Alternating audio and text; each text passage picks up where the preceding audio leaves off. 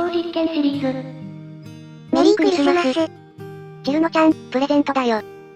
ありがとう。こっちはヨウムちゃんのだよ。楽しみ。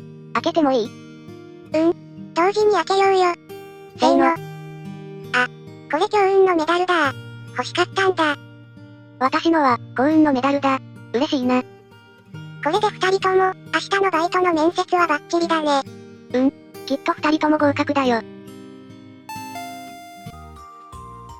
はい。面接はこれで終了です。結果は、電話で連絡します。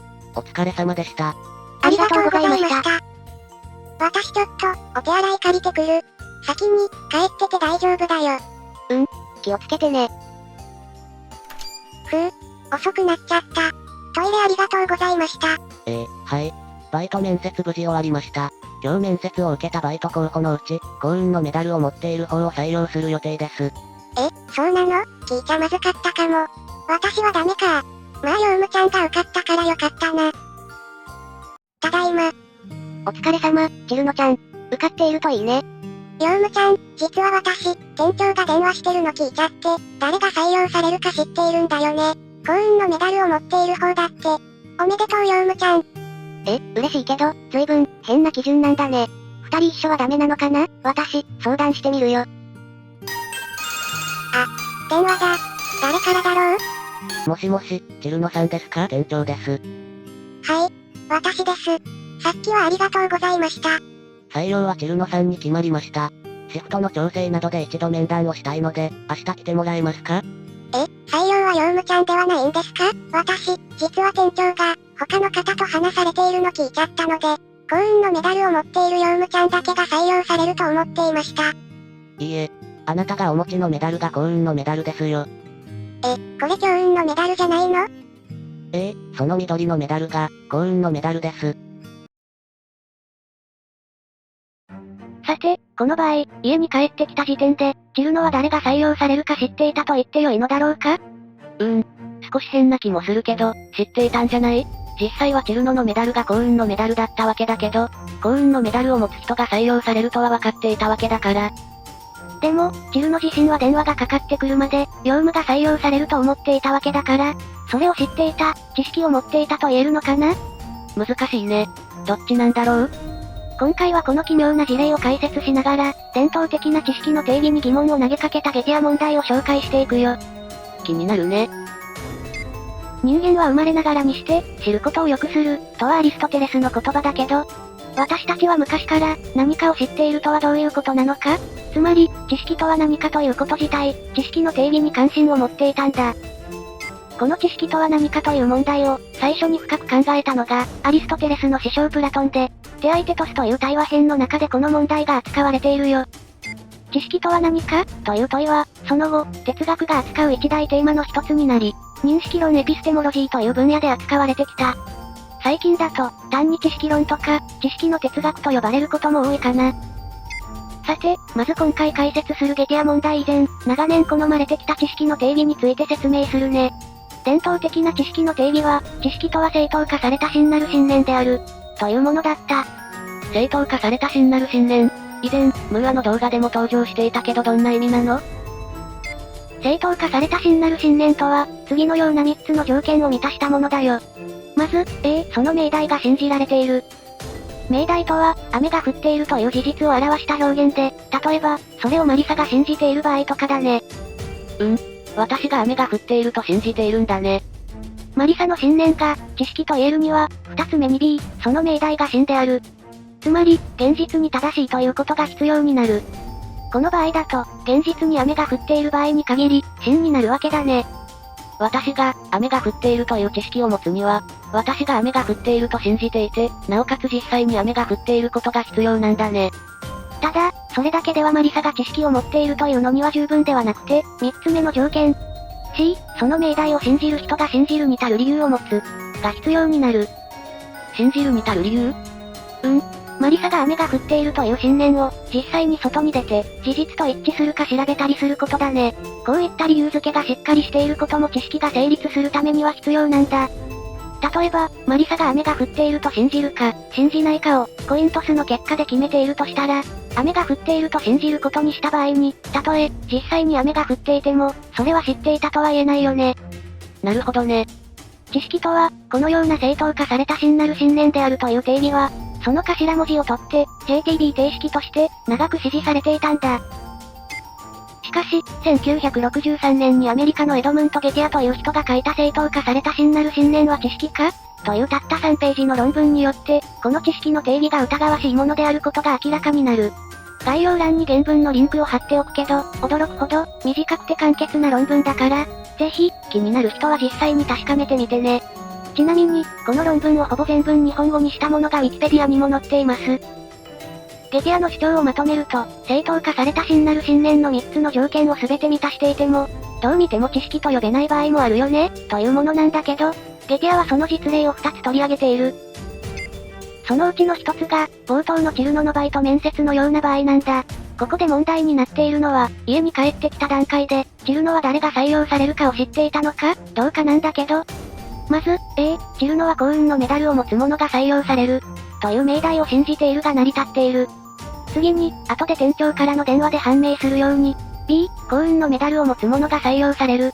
は真であるも成立している。そして、C、チルノの幸運のメダルを持つ者が採用される。という信念は、幸運のメダルを持つ者を採用するという店長の発言を聞いたという、信じるに足る理由を持つ。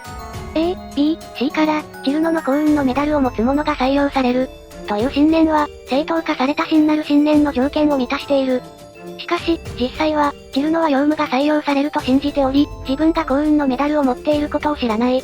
つまり、幸運のメダルを持つ者が採用されるという知識を知っているとは言えない。このことから、ゲティアは、知識とは正当化された真なる信念であるという定義は誤りであると指摘しているんだ。ちょっと複雑だけど、よく考えると、チルノが誰が採用されるか知っていたと言ってよいかは、かなり怪しいよね。ゲティアの反論が成り立つとすると、じゃあ、知識って何なんだろう？正当化された真なる信念が完全に間違ってるのかな？それとも何か他に必要な条件があるのかな？ゲティア問題の登場以降、いろんなアイデアが考え出されていくんだけど、その説明の前に、ゲティアが取り上げた2つ目の事例を紹介するね。スミスは、友人のジョーンズがフォードマスタングを所有していることをずっと前から知っていた。ついこの前にも、ドライブに誘われたばかりだった。スミスには、もう一人、ブラウンという長年の友人がいる。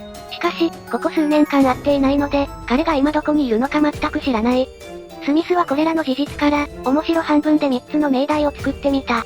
命題1、ジョーンズはフォードを所有しているか、または、ブラウンはボストンにいるか、のいずれかである。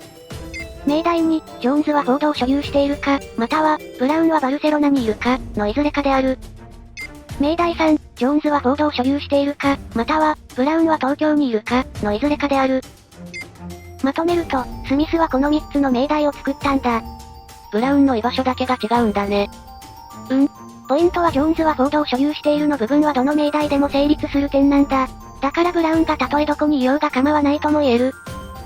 このことから、論理的にはスミスが、命題1、2、3を同時に信じているということが可能になる。後半のブラウンの居場所はどこでもいいわけだもんね。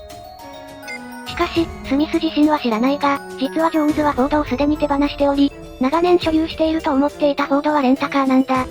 そして、これもスミスは知らないけど、ブラウンは今、バルセロナにいる。意外な事実だね。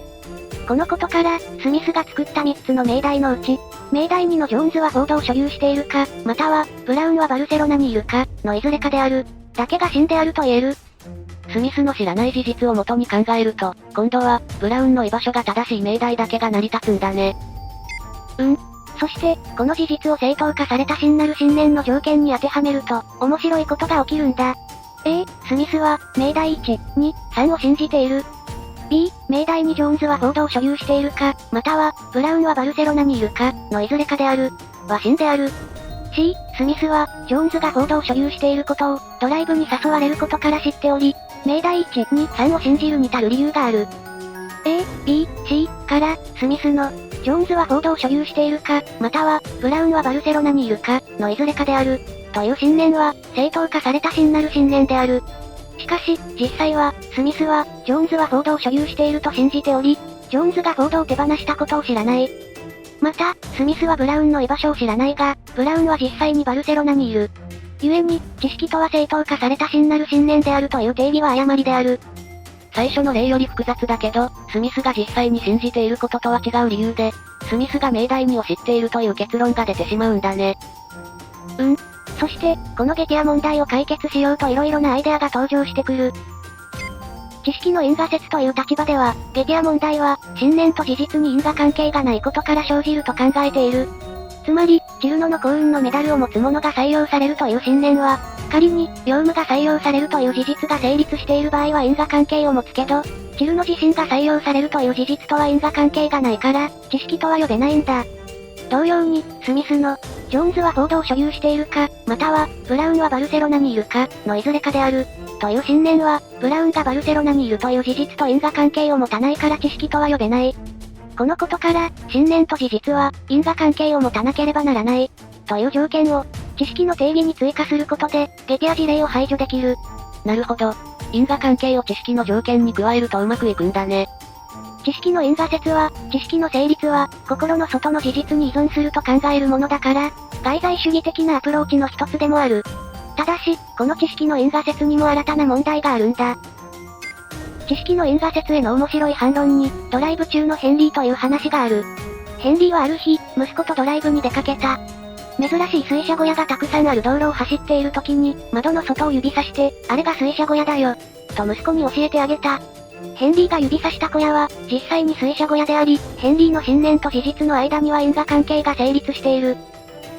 ただ、厄介なことに、ヘンリーの指さした小屋以外は、市の予算削減のために、ハリボテで作られた偽物の水車小屋だったんだ。ヘンリーは、当然そんなことは知らないから、たまたま本物の水車小屋を指さしたに過ぎない。そして、おそらくヘンリーは、他の偽物の小屋についても、本物の水車小屋だと思っているだろう。この場合、ヘンリーは、本当に水車小屋を知っていると言っていいだろうか？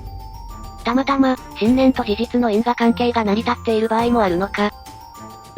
このようにゲティア問題以降、それを乗り越えようとする立場が、多く登場し、現在も知識についての問いを深めている真っ最中なんだ。今回、紹介したゲティア問題については、最近、上田義則先生の現代認識論入門という本が出版されているよ。この本は、ゲティア問題以降の知識についての様々な立場の理論が紹介されているので、知識って何なんだろうなと少し深く知りたい人には、とてもおすすめの本です。現代認識論は、正直、ちょっと複雑化しすぎている感じもするけど、今回紹介した、ゲティア問題やドライブ中のヘンリーのような面白い事例もたくさん登場するので、考えるのが好きという人には楽しめる分野だと思います。今回も、動画を最後まで見てくれてありがとうございます。この動画へのご意見や、今後扱ってほしい話題なども、ぜひコメントお願いします。このチャンネルでは、今後も思考実験や、哲学や心理学、学習関連の動画を上げていく予定です。高評価チャンネル登録もぜひよろしくお願いします。それでは、皆さん、お元気で。またねー。